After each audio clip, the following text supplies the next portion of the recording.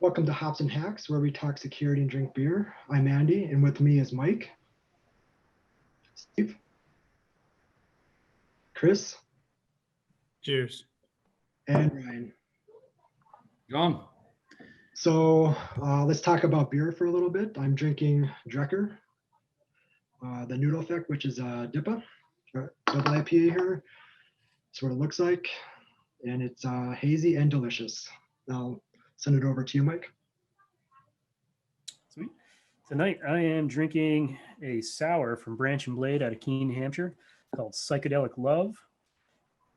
It's plethora of fruit. So it's a popsicle style sour. Super colorful. And you can see the bits of marshmallow in there, which are phenomenal in this beer. And I'll send it on to Steve. I know you can send one of those on to me. Yeah, apparently Well, I need to drive down. You guys have fridge space, buddy.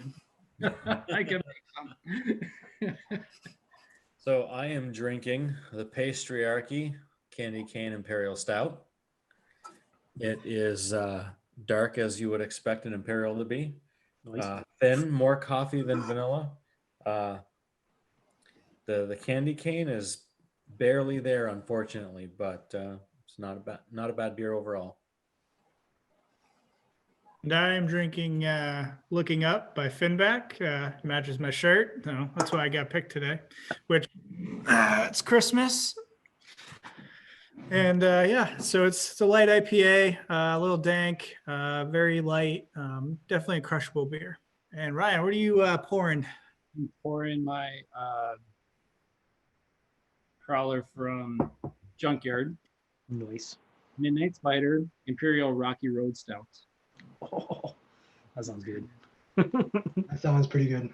Yeah, the ABVs are pretty solid too. 11.6. So I'm going to start it off a little heavy, but I think it's going to work out well. All right. It'll work out well. It'll work out well. It's the season. Exactly. All right. Today, let's talk about risk assessments. So, what are they? So, I'm going to give my definition, then anybody can chime in here. So, my definition of a risk assessment is really just to identify strengths and weaknesses on your network, like any of your hosts, computers, and then applications. So, it's a good way to also prioritize some of those risks too, and from like a money and time standpoint. And that's really basically what I think it is. Does anybody Yeah, I have think you're right. a definition? Not a definition, but like what you said in regards to risk or time and money. A lot of business driven decisions or the things that we do are driven based on those factors, right? Because teams are small. We need to be agile. We need to understand what's happening or where it's coming from. So risk factors, risk assessment can be evaluated by professionals through different areas. If it's coming from either like a scan result or if it's external factors like a 0 day or just anything in the world in regards to what somebody else is doing. Yeah, I completely agree with what you said in regards to how we prioritize, and it's based on time and money. Yeah, like resources are limited, right? So whether if it's how many team members you have, like how big your team is, and then how much a budget you have, right? So does anybody else have anything to add, or I guess what kind of risk assessments do you guys usually see? So like internal vulnerability scans, or do you go through like a security control list? Does anybody have like any input on that? Yeah, so I would say from my perspective, a lot of risk assessments are brought in for kind of policy and compliance for an organization. And what they do is they basically fit into how the security program monitors things that are being brought into the environment, and basically checking in on them and updating them, at an annual, triannual, biannual basis, depending on what kind of risk they bring.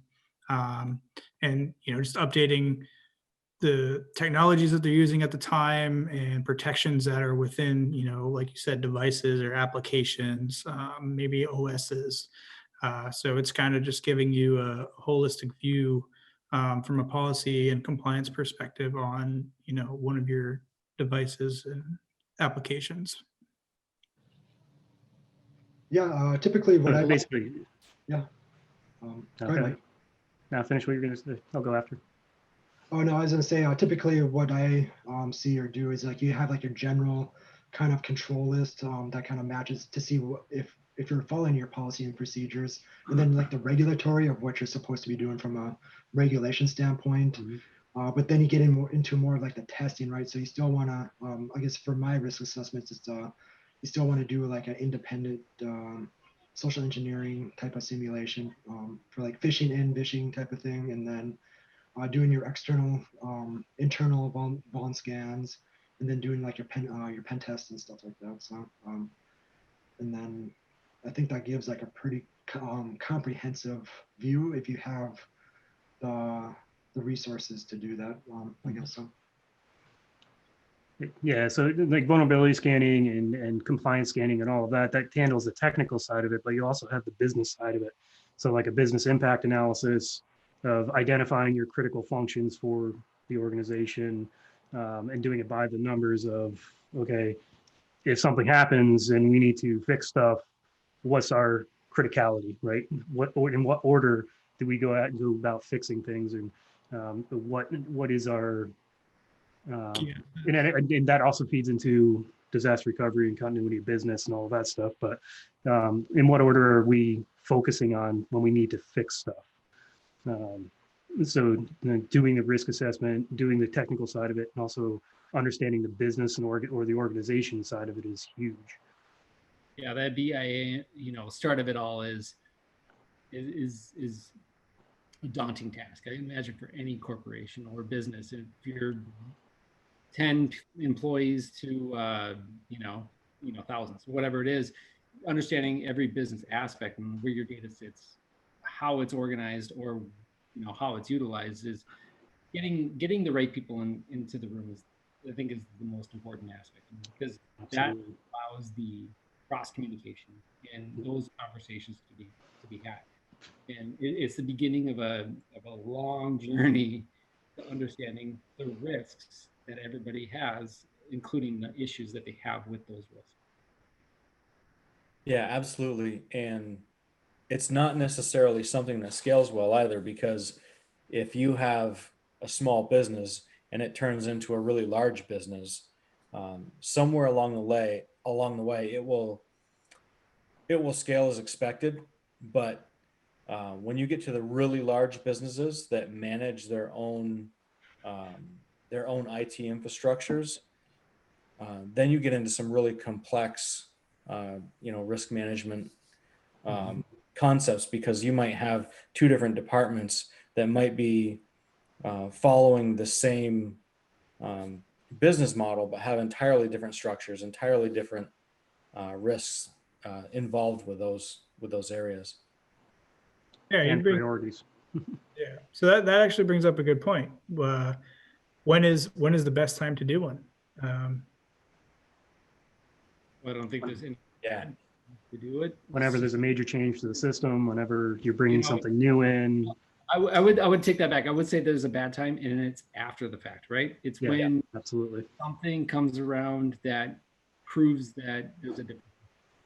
So, and it doesn't have to necessarily be a negative financial impact, but it could be something that just comes up, right? It'd just be like, but that's the wrong time. But it's also the right time, because then everybody's involved, or it's a hot topic because it's something's on fire.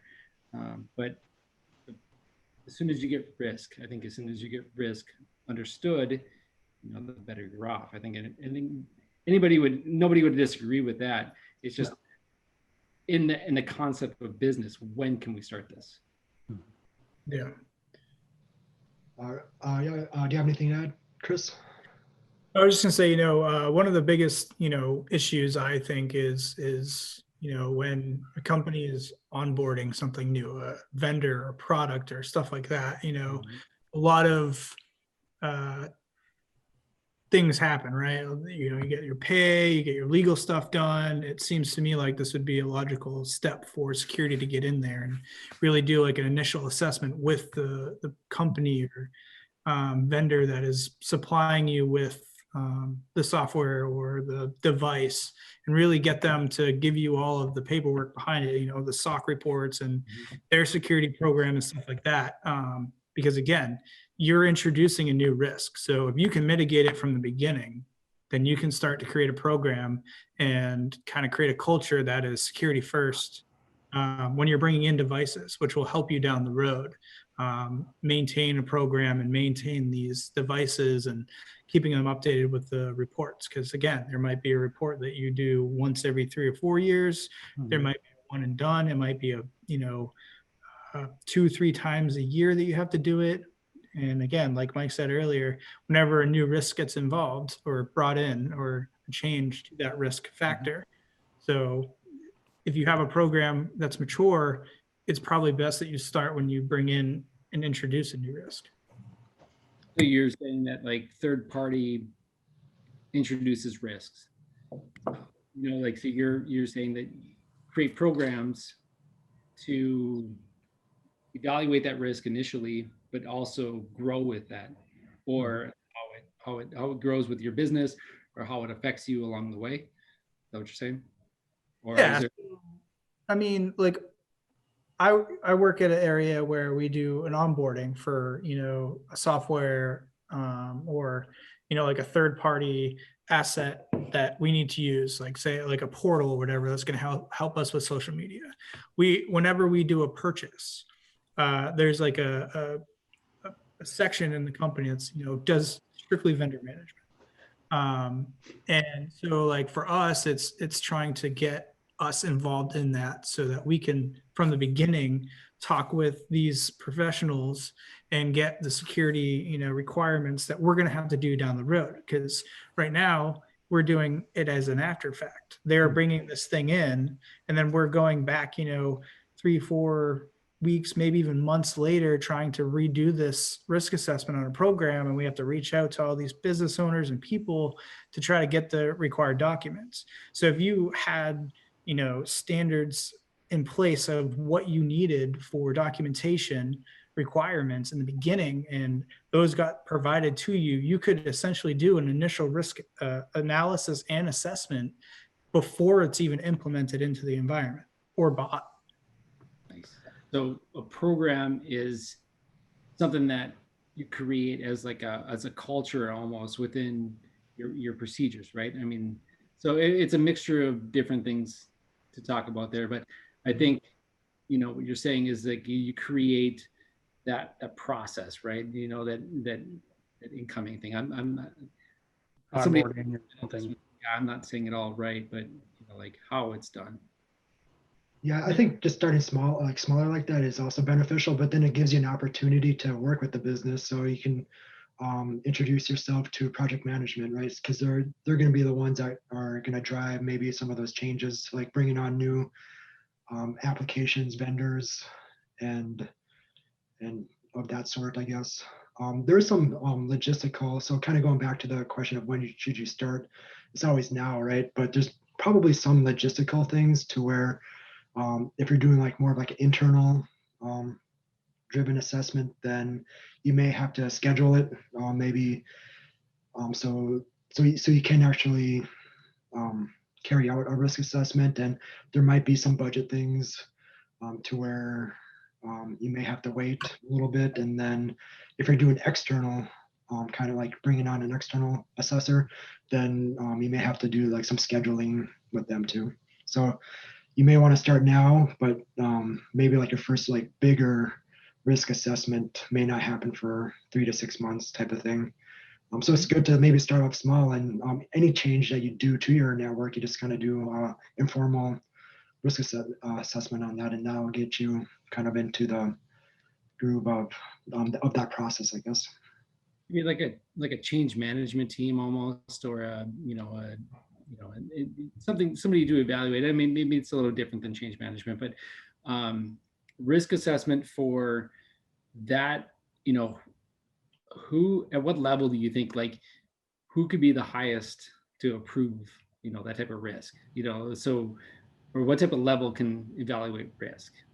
Got to be What a type of- system owner. System owner is the one that can approve or whatever. They're the only ones, or their designee is the way it's in documentation. like it all goes all the way up to like a CIO or Yeah. Whoever is I would say it's identified as the typically owner the of that C-suite. particular system. Yeah, or even like a committee. Yeah. Yeah. Yep. Yeah, Normally, depending on how the business is I like, structured. I like that idea, right? I mean, just the amount of people to evaluate that idea and have a conversation about what's being, introduced or what's being presented versus, putting it on one person, obviously based on the corporation of the business. That's Yeah, so I think at the lower level, you're going to be more technical, but then as you kind of get higher into like a committee, then it's going to be more business speak, more risk-based speak for a decision to be made. and then we glanced over it earlier, I thought, but technical risk assessments based on vulnerability and compliance scanning is a great dashboard capability. It's something that everybody does or should be doing now. So utilize your vulnerability and security or your compliance scanning capabilities, right?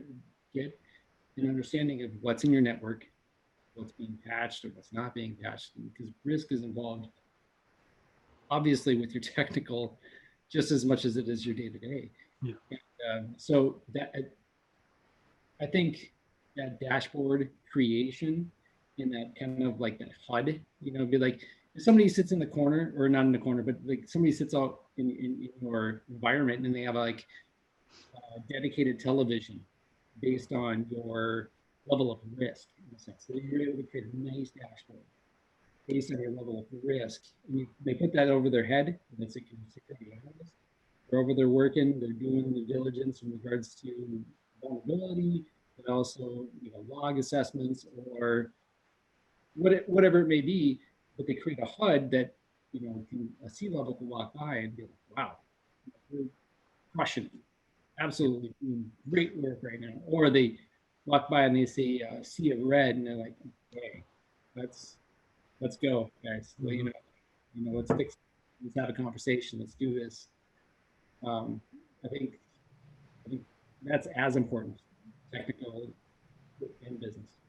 yeah, and with recent times, COVID and not being in the office as much, it's important that once you have this in place and this program built out, that you have metrics created for the business so that when you do go to these board meetings and you do go to these higher level meetings, you have dashboards and you have metrics and you have the data to show where we are as an organization. And then you can break it down by departments and maybe even like types of devices or applications like web-based applications or internal applications, or third-party applications, software. So it's creating the canvas, right, of the risk that the company has, but also where you stand in that risk and all of the work that you're doing to mitigate, to keep it in a tolerable level that has been accepted by the company. Yeah, and I think acceptance, I don't want to speak over everybody, but I think acceptance in regards to risk is super important because we talked about mitigations before, or the things that we're doing to minimize the amount of risk that is being accepted in a sense is a mitigation. So that certain businesses are bound by, like federal regulations, or like there's a lot of things. I mean, like my business, we have, say, like I have 6,200 risks or 6,200 failures in regards to a policy based on risk. But we're also meeting 19,000 other ones. So I mean, it's like we're like how do you evaluate risk based on your business and make it, how do you succeed based on that evaluation?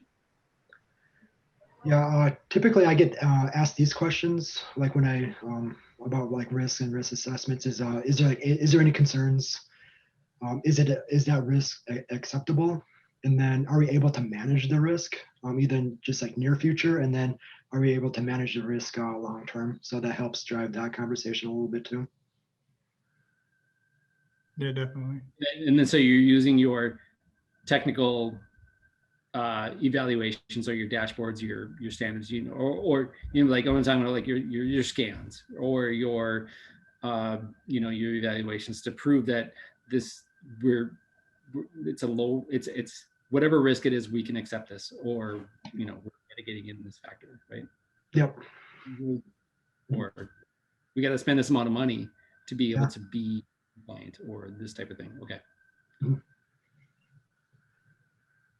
Go ahead, Steve. So what kind of risk assessments do you do like annually versus just like a one and done? I don't think any of them are technically one and done unless the system goes away.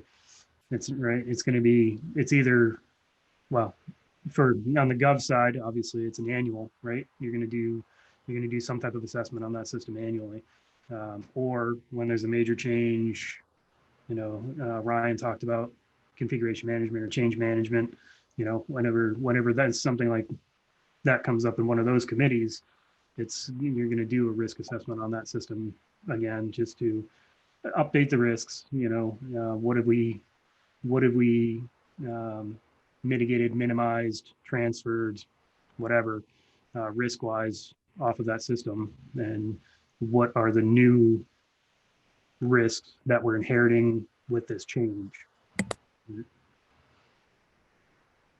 Yeah, I would say, you know, I think it depends on the level of risk it introduces into the environment. You're not going to do an annual assessment on a, you know, like a third party host that's basically like a portal you log into, right? You're going to be like, it meets our security requirements for login complexity, and it has nothing to do with our internal environment. And it's basically just a hub to post information about a company, right? About the company on its social media stuff. You're not going to want to do an annual one on that because it's literally going to be no update. So you're just going to be spinning your wheels. So it might be a one and done type of scenario. Whereas if you have, like, for example, your company uses Cisco and their network, you know, FireEye or Firepower, I don't know the actual name right now, but you know, that's something that is constantly changing. So your assessment, you know, isn't going to be every other year. It's going to be maybe twice a year with big changes, or it might be in policy that if there's a big change or a big upgrade, software or firmware wise, you automatically redo that. Yeah. It depends on the company and what their acceptable tolerance is. Yeah, right. And that's like everything we do. Everything we do is based on, it's like every answer that we can get in regards to any context Yep. is, it depends. You know, it's like, you know, it's a bitch. So, who goes first or she's third today? Are we going to do You're definitely the first one. So it's really just like a perpetual constant risk assessment unless there's like no changes, and maybe there's some of these assessments are really expensive. I could see maybe some monetary thing to maybe can't really do it annually. Maybe you have to do it like every two or 3 years. Yeah, it comes down to personnel as well. I mean, you need the manpower to actually go through and dig through these assessments and look at controls and see how they're mitigated. And manpower might be not just what I'm thinking of, you know, knowledge as well. Knowledge is important. You could have 5 people trying to do these that don't know what they're doing, and they're not going to get any further than one person doing the same amount that knows what they're doing. Right. I do want to take a quick second. I poured a new beer, so I just wanted to let you guys know I did a Foley Brothers Brewing. It's a Skeleton Crew Dippa. It's very good. It's a very West Coast type of hot beer. Not very sweet, just, you know, Piney? mouthful. Very piney. Piney? Their Foley's is out of Brandon, Vermont. Okay. Like Just it's north regular of- IPA, regular West Coast IPA. Double. Well, it's an Imperial IPA, but it says Skeleton Crew IIPA, so I'm assuming. Can you answer the question in regards to the Imperial versus the double? Nope. I honestly don't know. Ryan? I think it has to do with how long it's. I think they give up. I think they give up after triples and just say, "No, we're just going to call it Imperial." But I can get a do with how long it Can't go lasts. higher. I can do a double in an Imperial. Triple stamp and double stamp. Yeah. Can't triple I stamp. will have that answer for you next call. There you go.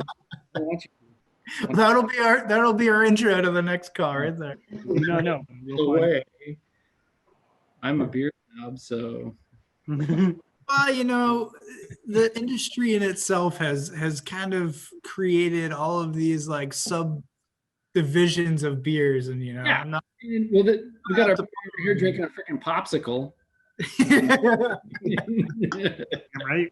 I did have a Herbert flavored sour the other day. It was I'm having a Rocky Road Stout, so Yeah. I mean, it's like, Pretty sure I can pull a bunch of Drecker out of my fridge right now, Ryan. That is Yeah. a bunch of pretty much. and you can roll that thing all day, and you still get to the end, and it's straight up like bloop, Bloop. Yeah. bloop. put it Like, out. You can see yeah, it. like, Bloop. yeah, it's so good. Oh my gosh. I love Drecker.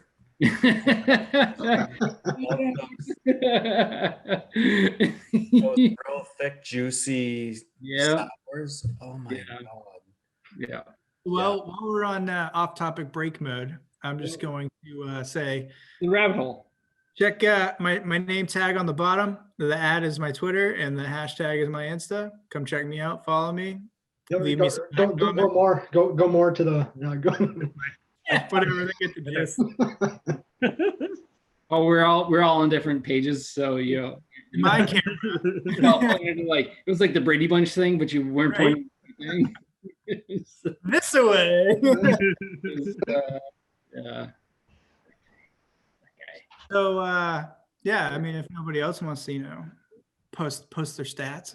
No, I'm I'm confused as to why you said your hashtag was crisscross hop sauce. I don't know. Isn't that what Instagram does? No, they use at as well. Ah, damn it. Really? Well, whatever. He's got the ad there. Change the hashtag Oh. to an at. Oh, gotcha. Yeah, your Instagram one. Yeah. Or you can tag me with the hashtag. We can make it go viral. Well, that's what I thought you were doing. I thought it was a Twitter hashtag that you're trying to get trending. Yeah. One way or another.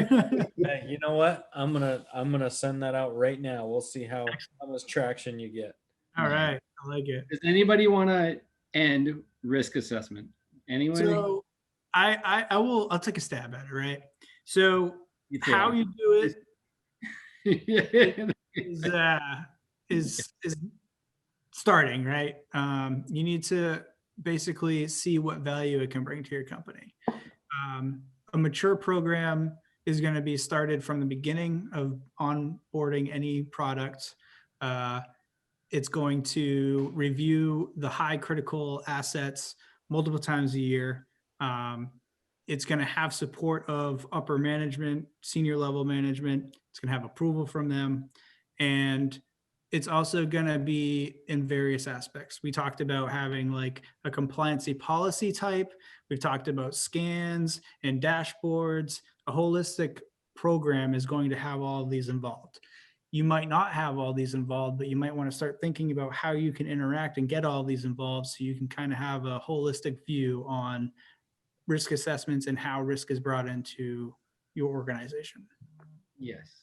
And the best way I believe that this is going to happen is monetarily, right? Because every business wants to make money.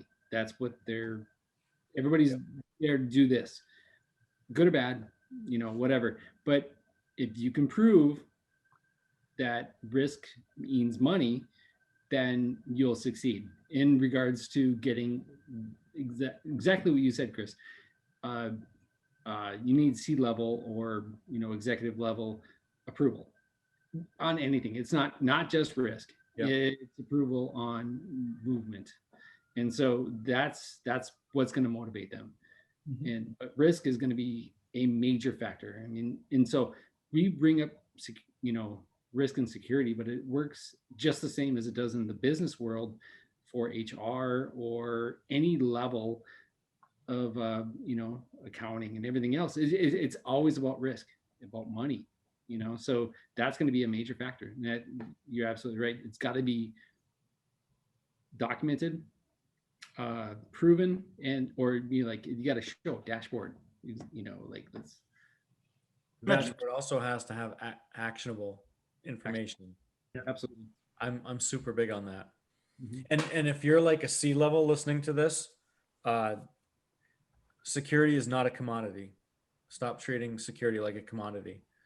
Like, it is a critical business function. It's not just something to check the block and cast off to the side.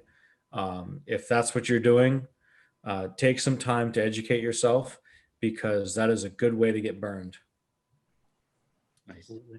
So I'll roll back into something that Ryan touched on before, and it's communication, right? He kind of did it again in his closeout too, but involving everybody at every level in the business in this risk assessment. And it's depending on which risk assessment you're looking at. If you're looking at a single system, you're not going to involve the entire company, but you know what I mean? It's all about communication, right? You want the important people from the decision-making bodies down to the worker bees that are going to be actually on that system as part of this process, or somebody that can speak to those functions. You need that. You need the C-level buy-in, absolutely, because they're the dollar signs. But you also need the input from those that are actually using the system to know, you know, if this happens, how is this going to affect your life, right? That's how you run a risk assessment. So it's all about communication is kind of where I'm going with that. Agreed. And it's really just it all circles back to whatever we do with in cybersecurity or information security. It all circles back to risk, because that's tied to the business function. So that's how we can move forward and sustain our programs. I want to close with this. Security needs to support the business. Yes, our objective is to secure the business and make sure nothing gets in, but not everything is absolute. So you need to support the business in the best way that they accept. And that is how you secure their tolerance that they allow. Exactly. We'll close it out with that. Social media. Chris, did you want to redo yours again, or? What are you talking about? Mine's been correct the whole time. What are you talking about? Hashtag. Yeah, Mike, do you want to? Very sneaky. I'm pretty much at Debo and you everywhere. It's kind of been my go-to for I don't know 20 years or so. Dude, I am Geek Steve on Twitter and GitHub. I think I'm Susan99. It do just the whole Twitter thing. Hold up. Yeah, I will. I'm at Stein Secure. This is a 30-minute conversation, right? About risk assessments. I do want to say one thing, because you know it is Christmas season. I did show my shirt earlier, but you know, one last time, Merry Christmas or Happy Holidays to you and yours. We probably won't be. But, you know, maybe we might be able to have another one in between. Yeah. So you get Well, a- just in case. Sure. I wish everybody the best. You just gotta worship in between. You know? Maybe, but just in case. It's called future planning. Says maybe like he's gonna watch it. You're right. I worked for 30 minutes. Yeah, so make sure that you either comment on our Twitter, Instagram, comment on YouTube. Subscribe. So we just covered just the basics of risk assessments, right? So it's like a 30-minute conversation right now. So, but we barely scratched the surface. So if you have any questions, any comments, put them down, give them to us, and then we'll adjust them. We'll answer them on the next episode. Definitely. And if you haven't yet, so smash that like button, subscribe, alert, do all that good stuff. Hops and hacks, baby. Hops and hacks. Happy holidays and cheers, everyone. Happy holidays. Cheers. Spice egg, Doug.